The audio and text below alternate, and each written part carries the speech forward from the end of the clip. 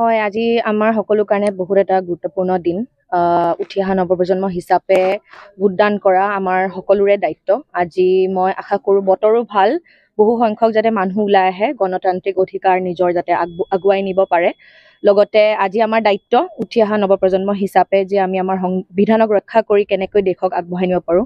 গতিকে যদিও মই বাহিৰত কাম কৰি আছো, পঢ়া শুনাৰ লগত জড়িত আছো, বাহিৰৰ পৰা আহি আজি নিজৰ এক সজাগ নাগৰিক হিচাপে দায়িত্ব সম্পূৰ্ণ কৰিছো। সজাগ নাগৰিক হিচাপে আপুনি যোৰহাট লোকসভা সমষ্টিত যিহেতু তপন গগৈ আৰু গৌৰৱ গগৈ কেনেকুৱা এজন প্ৰাৰ্থীক বিচাৰিছে?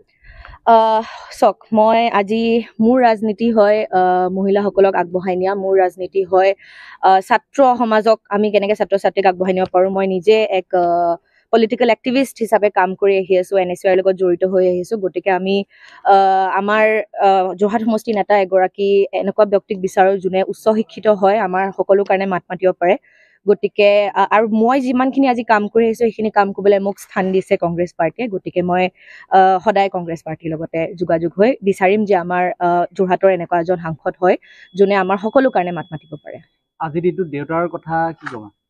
দেউতাক স্মৰণ কৰি আজি সদায় যেতিয়াই আমগুৰিলৈ আহোঁ, ঘৰত থাকোঁ, শিৱসাগৰলৈ আহোঁ, দেউতাৰ স্মৃতিয়ে আৰু দেউতাক ভাল পোৱা সকলো লোকে বুকু ফুলাই উঠে।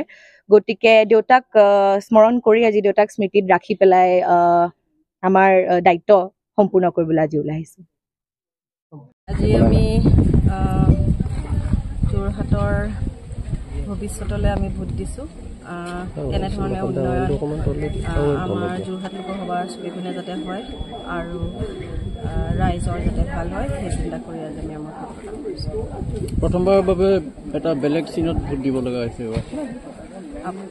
চাওক, সমাজখন আমি যেতিয়া সেৱা কৰিম বুলি ওলাই আহিছোঁ, আমি চিন্তা কৰিব লাগিব যে কোনফালে থাকিলে আমি সঁচাকৈ ৰাইজৰ কাষ চাপিব পাৰিম।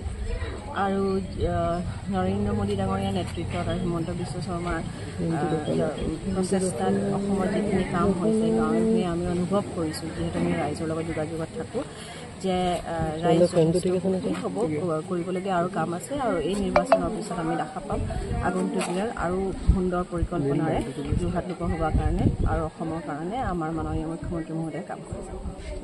আজিৰ দিনটোত প্ৰয়াত অঞ্জন দত্তৰ কথা কিবা খবৰ নেকি?